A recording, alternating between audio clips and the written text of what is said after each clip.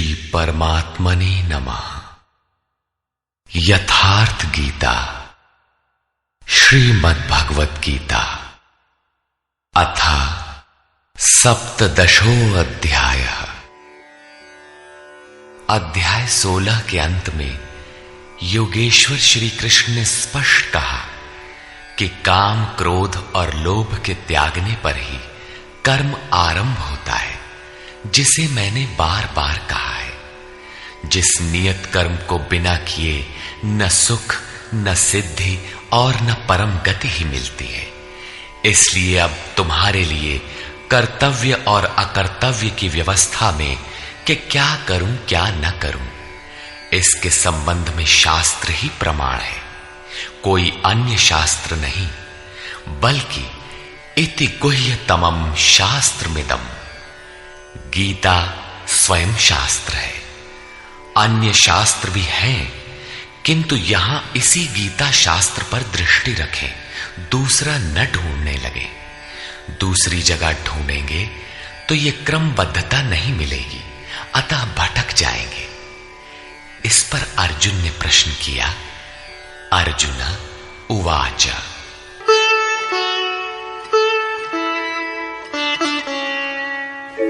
ये शास्त्रविधिमुत्सृज्य यजन्ते श्रद्धयान्विताः तेषां निष्ठा तु का कृष्ण सत्वमाहो रजस्तमः। हे श्री कृष्ण, जो मनुष्य शास्त्र विधि को छोड़कर श्रद्धा सहित यजन करते हैं, उनकी गति कौन सी है? सात्विकी है, राजसी है अथवा तामसी है? यजन में देवता, यक्ष, भूत इत्यादि सभी आ जाते हैं। श्री भगवान वाच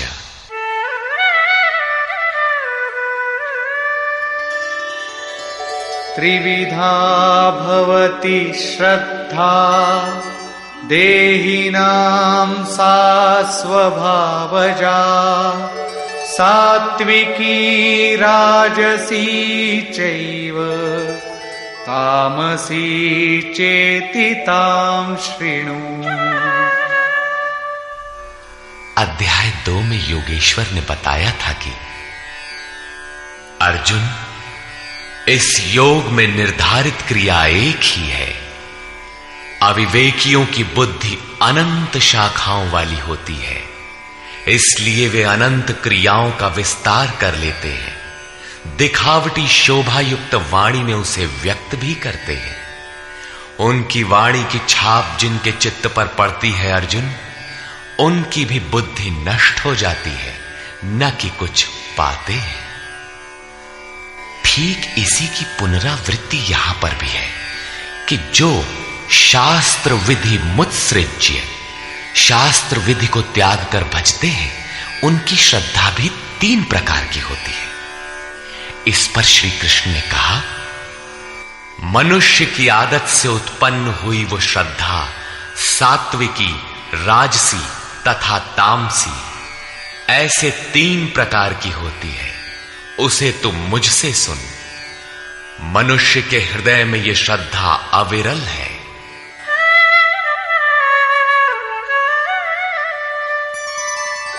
सत्वानुरूपा सर्वस्य श्रद्धा भवति भारत श्रद्धामयोऽयं पुरुषो यो यच्छ्रद्धः स एव सः। हे भारत, सभी मनुष्यों की श्रद्धा उनके चित्त की वृत्तियों के अनुरूप होती है।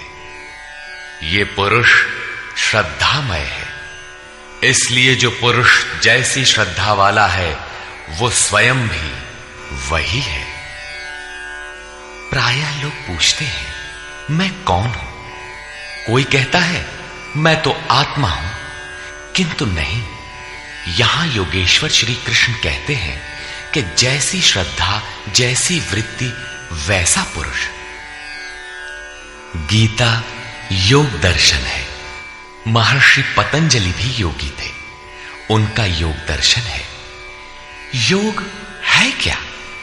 उन्होंने बताया, योगश्चित्त वृत्ति निरोधा, चित्त की वृत्तियों का सर्वथा रुक जाना योग है।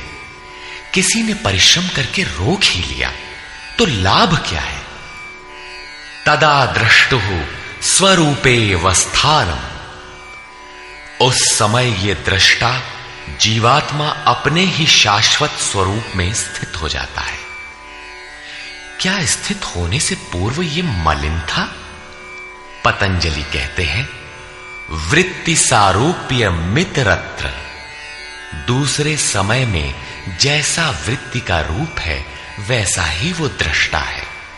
यहां योगेश्वर श्री कृष्ण कहते हैं, ये पुरुष श्रद्धामय है, श्रद्धा से ओतप्रोत, कहीं न कहीं श्रद्धा अवश्य होगी, और जैसी श्रद्धा वाला है वो स्वयं भी वही है। जैसी वृत्ति वैसा पुरुष। अब तीनों श्रद्धाओं का विभाजन करते हैं। यजन्ते सात्विका देवान् यक्षरक्षांसि राजसाः प्रेतान् भूतगणांश्चान्ये यजन्ते तामसा जनाः। उनमें से सात्विक पुरुष देवताओं को पूजते हैं, राजसी पुरुष यक्ष और राक्षसों को पूजते हैं, तथा अन्य तामस पुरुष प्रेत और भूतों को पूजते हैं। वे पूजन में अथक परिश्रम भी करते हैं।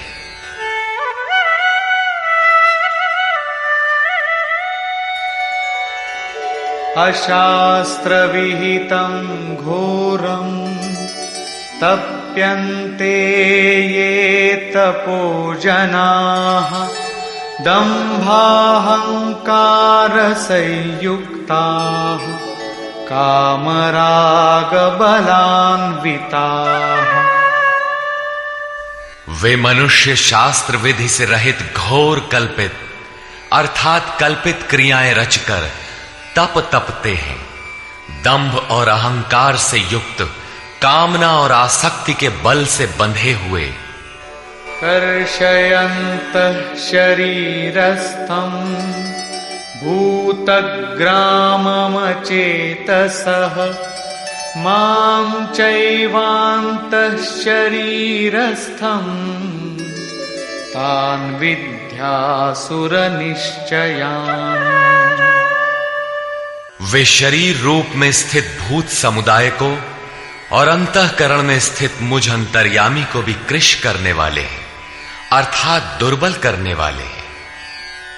आत्मा प्रकृति के दरारों में पड़कर विकारों से दुर्बल और यज्ञ साधनों से सबल होती है।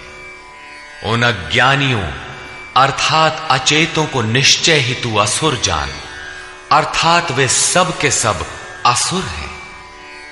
प्रश्न पूरा हुआ। शास्त्र विधि को त्याग कर भजने वाले सात्विक पुरुष देवताओं को, राजसी पुरुष यक्ष राक्षसों को और तामसी पुरुष भूत प्रेतों को पूजते हैं। केवल पूजते ही नहीं, घोर तप तपते हैं। किंतु अर्जुन, शरीर रूप से भूतों को और अंतर्यामी रूप से स्थित मुझ परमात्मा को दुर्बल करने वाले, मुझसे दूरी पैदा करते हैं, न कि भजते हैं। उनको तू असुर जान, अर्थात देवताओं को पूजने वाले भी असुर ही हैं। इससे अधिक कोई क्या कहेगा? अतः जिसके ये सभी अंश मात्र हैं, उन मूल एक परमात्मा का भजन करें। इस पर परम योगेश्वर श्री कृष्ण ने बारंबार बल दिया है।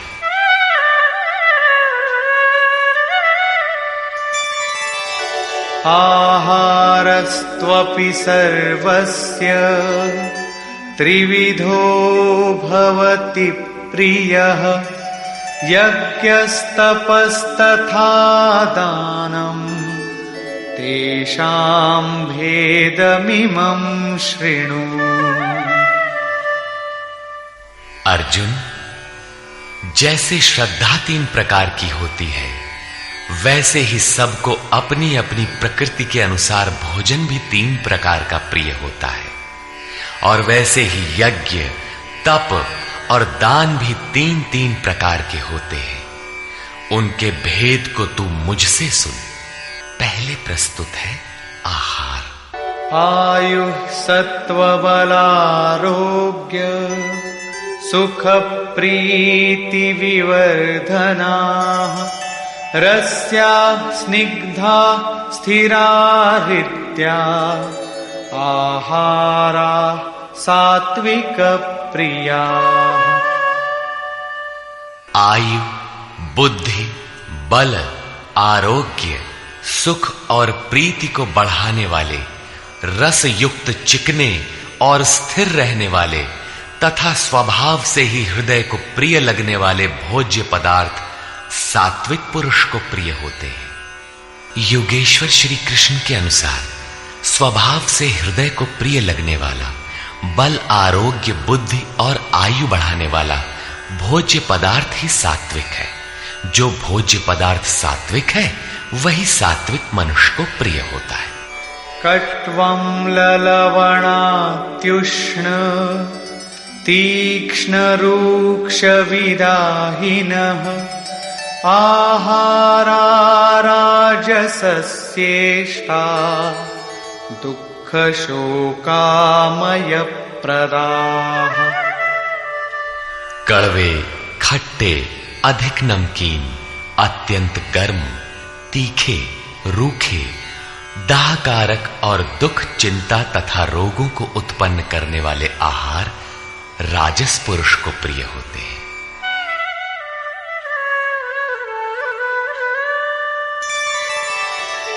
यातयामं गतरसं पूतिपर्युषितं च यत् उच्छिष्टमपि चामेध्यं भोजनं तामसप्रियम्। जो भोजन 1 प्रहर अर्थात 3 घंटे से अधिक पहले का बना हुआ है, गत रसम, रस रहित, दुर्गंध युक्त, बासी, उच्छिष्ट अर्थात जूठा और अपवित्र भी है, वो तामस पुरुष को प्रिय होता है। प्रश्न पूरा हुआ। अब प्रस्तुत है यज्ञ।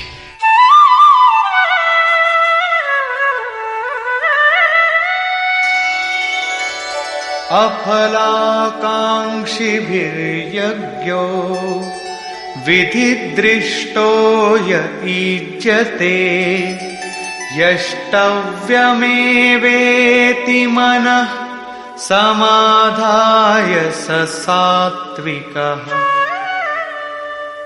जो यज्ञ विधि दृष्ट शास्त्र विधि से निर्धारित किया गया है, जैसा पीछे अध्याय 3 में यज्ञ का नाम लिया, अध्याय 4 में यज्ञ का स्वरूप बताया कि बहुत से योगी प्राण को अपान में, अपान को प्राण में हवन करते हैं। प्राण अपान की गति निरोध कर प्राणों की गति स्थिर कर लेते हैं, संयमाग्नि में हवन करते हैं। इस प्रकार यज्ञ के 14 सोपान बताए, जो सब के सब ब्रह्म तक की दूरी तय करा देने वाली एक ही क्रिया की ऊंची नीची अवस्थाएं हैं। संक्षेप में यज्ञ चिंतन विशेष की प्रक्रिया का चित्रण है, जिसका परिणाम सनातन ब्रह्म में प्रवेश है, जिसका विधान इस शास्त्र में किया गया है। उसी शास्त्र विधान पर पुनः बल देते हैं कि अर्जुन, शास्त्र विधि से नियत किए हुए जिसे करना ही कर्तव्य है तथा जो मन का निरोध करने वाला है, जो फल को न चाहने वाले पुरुषों द्वारा किया जाता है, वो यज्ञ सात्विक है।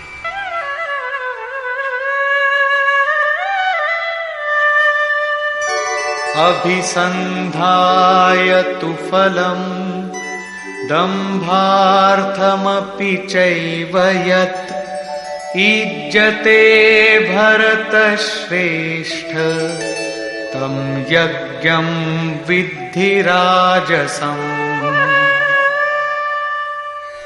हे अर्जुन, जो यज्ञ केवल दंभाचरण के लिए ही हो या फल को उद्देश्य बनाकर किया जाता हो, उसे राजस यज्ञ जान।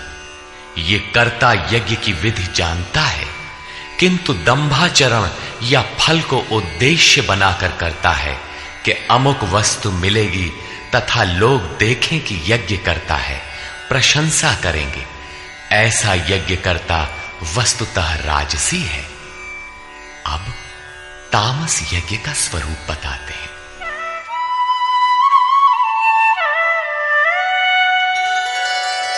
विधिहीनमसृष्टान्नं मन्त्रहीनमदक्षिणम् श्रद्धाविरहितं यज्ञं तामसं परिचक्षते।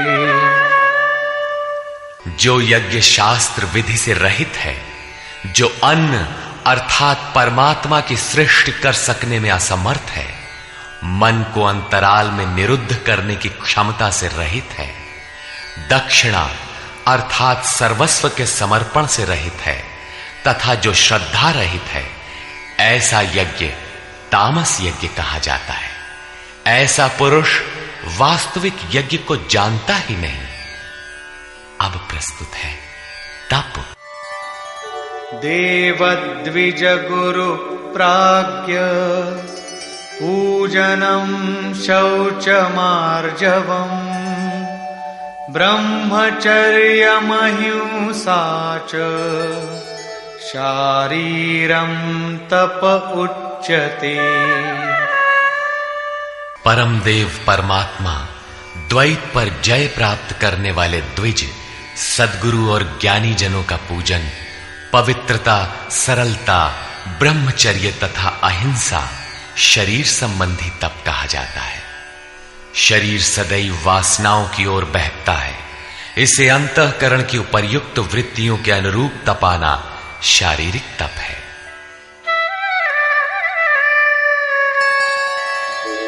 अनुद्वेगकरं वाक्यं सत्यं प्रियहितं च यत् स्वाध्यायाभ्यसनं चैव वाङ्मयं तप उच्यते। उद्वेग न पैदा करने वाला, प्रिय, हितकारक और सत्य भाषण तथा परमात्मा में प्रवेश दिलाने वाले शास्त्रों के चिंतन का अभ्यास, नाम जप, ये वाणी संबंधी तप कहा जाता है। वाणी विषयोन्मुख विचारों को भी व्यक्त करती रहती है। इसे उस ओर से समेटकर परम सत्य परमात्मा की दिशा में लगाना वाणी संबंधी तप है। अब मन संबंधी तप देखें।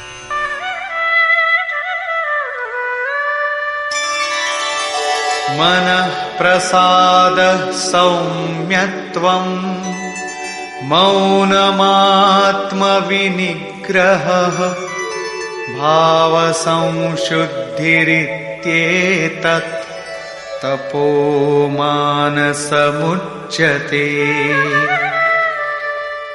मन की प्रसन्नता, सौम्य भाव, मौन अर्थात इष्ट के अतिरिक्त अन्य विषयों का स्मरण भी न हो, मन का निरोध, अंतःकरण की सर्वथा पवित्रता, ये मन संबंधी तप कहा जाता है। उपर्युक्त तीनों अर्थात शरीर, वाणी और मन का तप मिलाकर एक सात्विक तप है।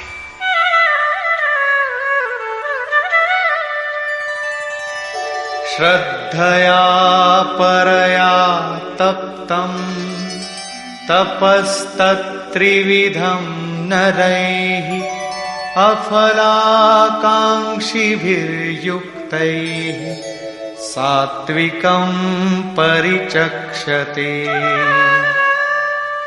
फल को न चाहते हुए अर्थात निष्काम कर्म से युक्त पुरुषों द्वारा परम श्रद्धा से किए हुए उपर्युक्त तीनों तपों को मिलाकर सात्विक तप कहते हैं। अब प्रस्तुत है राजस तप।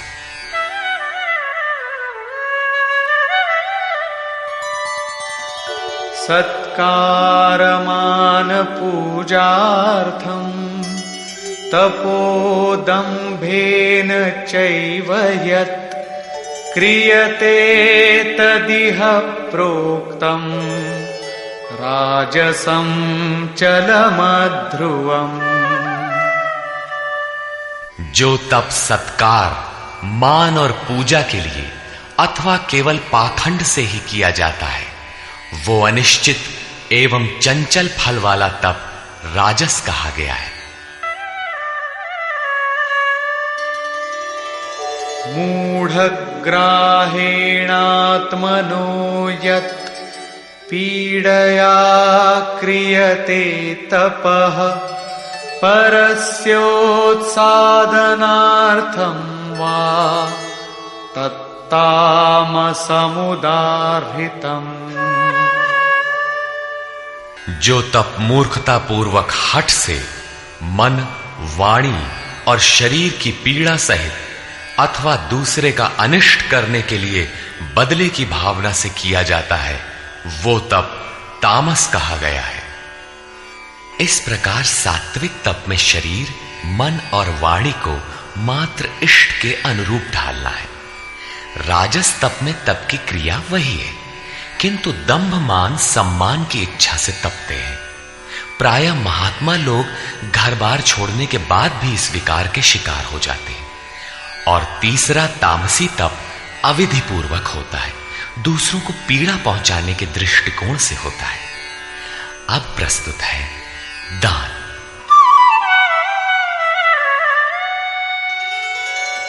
दातव्यमिति यद्दानं दीयतेऽनुपकारिणे देशे काले च पात्रे च तद्दानं सात्विकं स्मृतम्। दान देना ही कर्तव्य है। इस भाव से जो दान देश अर्थात स्थान, काल अर्थात समयानुकूल और सत्य पात्र के प्राप्त होने पर बदले में उपकार की भावना से रहित होकर दिया जाता है, वो दान सात्विक कहा गया है।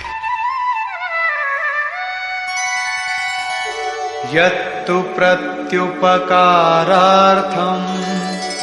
फलमुद्दिश्य वा पुनः दीयते च परिक्लिष्टं तद्दानं राजसं स्मृतम्। जो दान क्लेश पूर्वक अर्थात जो देते नहीं बनता लेकिन देना पड़ रहा है तथा प्रत्युपकार की भावना से ये करूंगा तो ये मिलेगा अथवा फल को उद्देश्य बनाकर फिर दिया जाता है, वो दान राजस कहा गया है।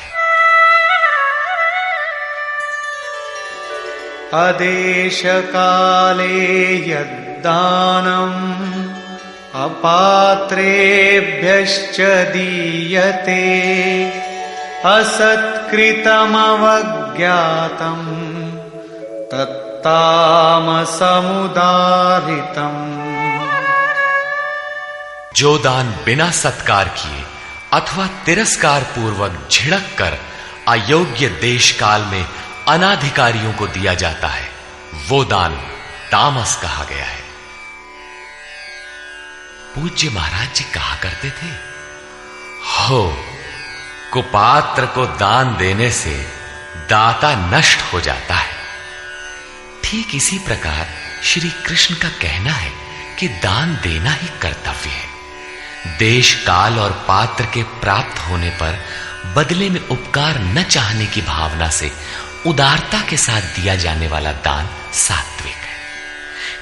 कठिनाई से निकलने वाला बदले में फल की भावना से दिया जाने वाला दान राजस है और बिना सत्कार के झिड़कियों के साथ प्रतिकूल देश काल में कुपात्र को दिया जाने वाला दान तामस है, लेकिन है दान ही, किंतु जो देह गेह इत्यादि सबके ममत्व को त्याग कर एकमात्र इष्ट पर ही निर्भर है, उसके लिए दान का विधान इससे और उन्नत है, और वो है सर्वस्व का समर्पण, संपूर्ण वासनाओं से हटकर मन का समर्पण। जैसा कि श्री कृष्ण ने कहा है, मय्येव मन आधत्स्व, अतः दान नितांत आवश्यक है। अब प्रस्तुत है ओम तत् और सत का स्वरूप।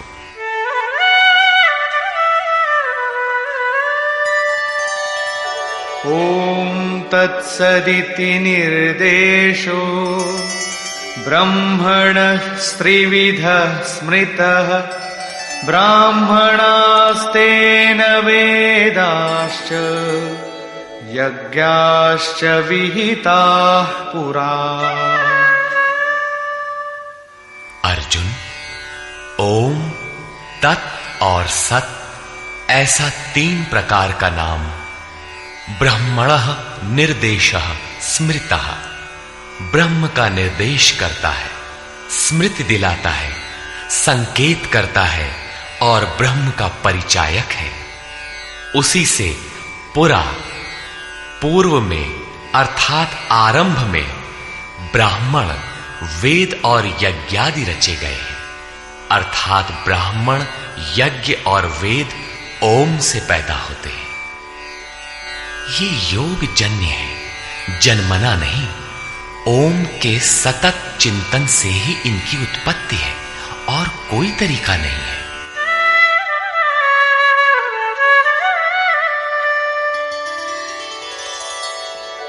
तस्मादोमित्युदाहृत्य यज्ञदान तपः क्रियाः प्रवर्तन्ते विधानोक्ता सततं ब्रह्मवादिनाम्।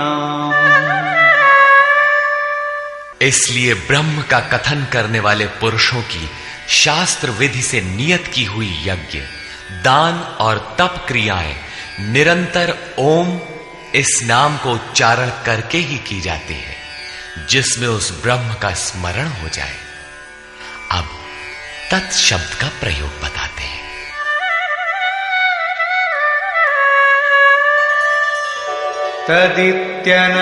तदित्यनभिसन्धाय फलं यज्ञ तपः क्रियाः दान क्रियाश्च विविधाः क्रियन्ते मोक्षकांक्षिभिः। तत् अर्थात वो, अर्थात परमात्मा ही सर्वत्र है। इस भाव से फल को न चाहकर शास्त्र द्वारा निर्दिष्ट नाना प्रकार की यज्ञ, तप और दान की क्रियाएं परम कल्याण की इच्छा करने वाले पुरुषों द्वारा की जाती है। तत् शब्द परमात्मा के प्रति समर्पण सूचक है, अर्थात जब तो ओम का कीजिए, यज्ञ, दान और तप की क्रियाएं उस पर निर्भर होकर करें। अब सत के प्रयोग का स्थल बताते हैं।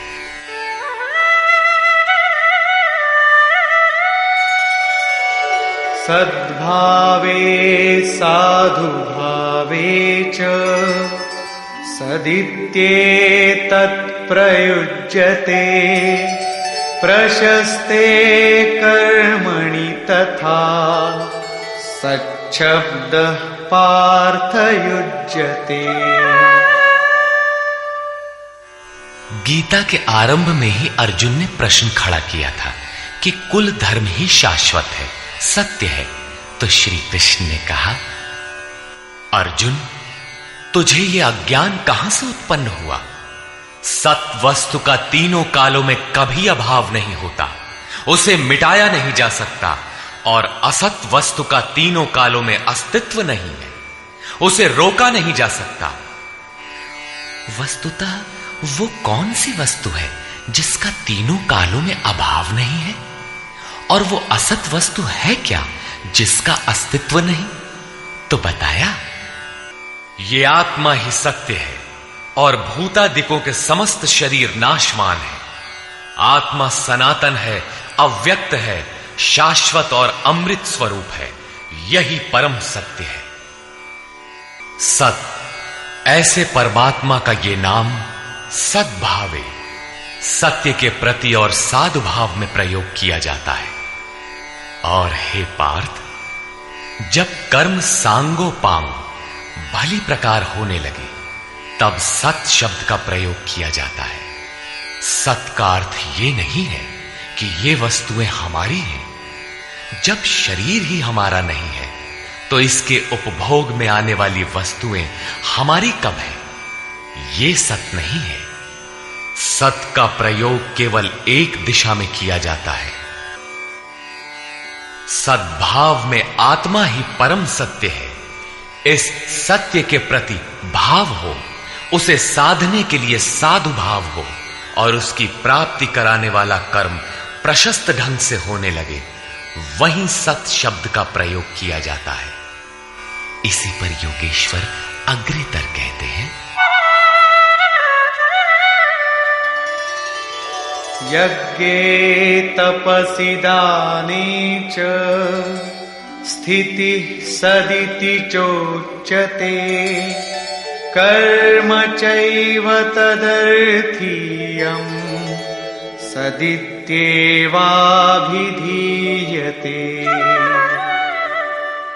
यज्ञ, तप और दान को करने में जो स्थिति मिलती है, वो भी सत्य है, ऐसा कहा जाता है।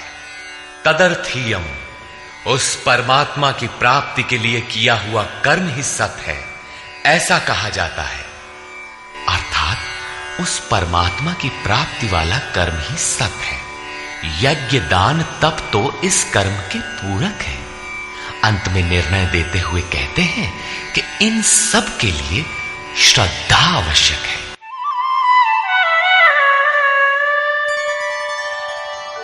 अश्रद्धया हुतं दत्तं तपस्तप्तं कृतं च यत् असदित्युच्यते पार्थ न च तत्प्रेत्य नो इह।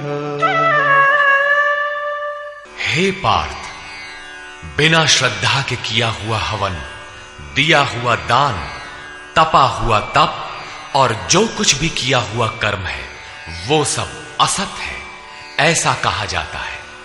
वो ना तो इस लोक में और न परलोक में ही लाभदायक है। अतः समर्पण के साथ श्रद्धा नितांत आवश्यक है। निष्कर्ष।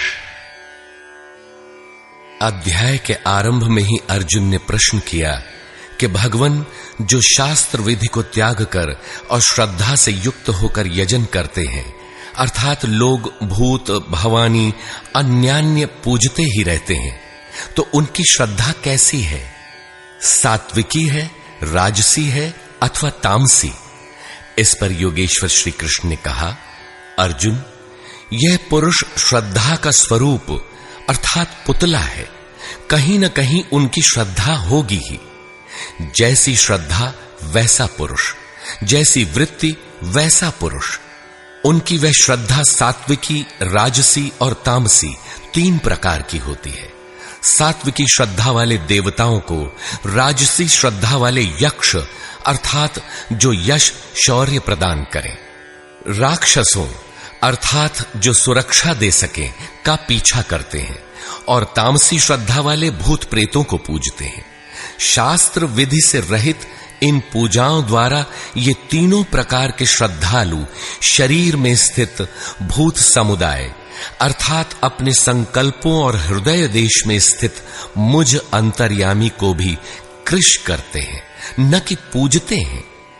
उन सबको निश्चय ही तू असुर जान, अर्थात भूत प्रेत यक्ष राक्षस तथा देवताओं को पूजने वाले असुर हैं। देवता प्रसंग को श्री कृष्ण ने यहां तीसरी बार उठाया है। पहले अध्याय 7 में उन्होंने कहा कि अर्जुन, कामनाओं ने जिनका ज्ञान हर लिया है, वही मूढ़ बुद्धि अन्य देवताओं को पूजा करते हैं। दूसरी बार अध्याय 9 में उसी प्रश्न को दोहराते हुए कहा, जो अन्यान्य देवताओं की पूजा करते हैं वे भी मुझे ही पूजते हैं, किंतु उनका वह पूजन अविधि पूर्वक अर्थात शास्त्र में निर्धारित विधि से भिन्न है, अतः वह नष्ट हो जाता है। यहां अध्याय 17 में उन्हें आसुरी स्वभाव वाला कहकर संबोधित किया। श्री कृष्ण के शब्दों में एक परमात्मा की ही पूजा का विधान है। तदनंतर योगेश्वर श्री कृष्ण ने 4 प्रश्न लिए। आहार, यज्ञ, तप और दान। आहार 3 प्रकार के होते हैं। सात्विक पुरुष को तो आरोग्य प्रदान करने वाले, स्वाभाविक प्रिय लगने वाले स्निग्ध आहार प्रिय होते हैं। राजस पुरुष को कड़वे, तीक्ष्ण, उष्ण, चटपटे, रोगवर्धक आहार प्रिय होते हैं। तामस पुरुष को जूठा, बासी और अपवित्र आहार प्रिय होता है। शास्त्र विधि से निर्दिष्ट यज्ञ अर्थात जो आराधना की अंतः क्रियाएं हैं, जो मन का निरोध करता है, फलाकांक्षा से रहित, वह यज्ञ सात्विक है। दंभ प्रदर्शन तथा फल के लिए किए जाने वाला वही यज्ञ राजस है और शास्त्र विधि से रहित मंत्र, दान तथा बगैर श्रद्धा से किया हुआ यज्ञ तामस है। परमदेव परमात्मा में प्रवेश दिलाने वाली सारी योग्यताएं जिनमें हैं, उन प्राज्ञ सद्गुरु की अर्चना, सेवा और अंतःकरण से अहिंसा, ब्रह्मचर्य और पवित्रता के अनुरूप शरीर को तपाना शरीर का तप है। सत्य, प्रिय और हितकर बोलना वाणी का तप है और मन को कर्म में प्रवृत्त रखना, इष्ट के अतिरिक्त विषयों के चिंतन में मन को मौन रखना मन संबंधी तप है। मन, वाणी और शरीर तीनों मिलाकर इस ओर तपाना सात्विक तप है। राजस तप में कामनाओं के साथ उसी को किया जाता है, जबकि तामस तप शास्त्र विधि से रहित स्वेच्छाचार है। कर्तव्य मानकर देश, काल और पात्र का विचार करके श्रद्धापूर्वक दिया गया दान सात्विक है। किसी लाभ के लोभ में कठिनाई से दिया जाने वाला दान राजस है और झिड़क कर कुपात्र को दिया जाने वाला दान तामस है। ओम, तत् और सत का स्वरूप बताते हुए योगेश्वर श्री कृष्ण ने कहा कि ये नाम परमात्मा की स्मृति दिलाते हैं। शास्त्र विधि से निर्धारित तप, दान और यज्ञ आरंभ करने में ओम का प्रयोग होता है और पूर्ति में ही ओम पिंड छोड़ता है। तत् का अर्थ है वह परमात्मा, उसके प्रति समर्पित होकर ही वह कर्म होता है और जब कर्म धारावाही होने लगे तब सत का प्रयोग होता है। भजन ही सत है। सत के प्रतिभाव और साधु भाव में ही सत का प्रयोग किया जाता है। परमात्मा की प्राप्ति करा देने वाले कर्म, यज्ञ, दान और तप के परिणाम में भी सत का प्रयोग है और परमात्मा में प्रवेश दिला देने वाला कर्म निश्चय पूर्वक सत है। किंतु इन सब के साथ श्रद्धा आवश्यक है। श्रद्धा से रहित होकर किया हुआ कर्म, दिया हुआ दान, तपा हुआ तप न इस जन्म में लाभकारी है न अगले जन्मों में ही। अतः श्रद्धा अपरिहार्य है। संपूर्ण अध्याय में श्रद्धा पर प्रकाश डाला गया और अंत में ओम, तत् और सत की विशद व्याख्या प्रस्तुत की गई, जो गीता के श्लोकों में पहली बार आया है।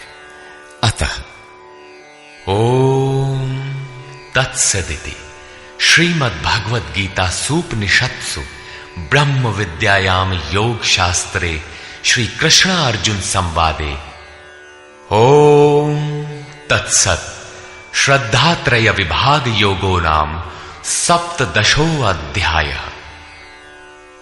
इस प्रकार स्वामी अड़गड़ानंद कृत श्रीमद्भगवद गीता के भाष्य यथार्थ गीता का 17वां अध्याय पूर्ण होता है। हरि ओम तत्सत्।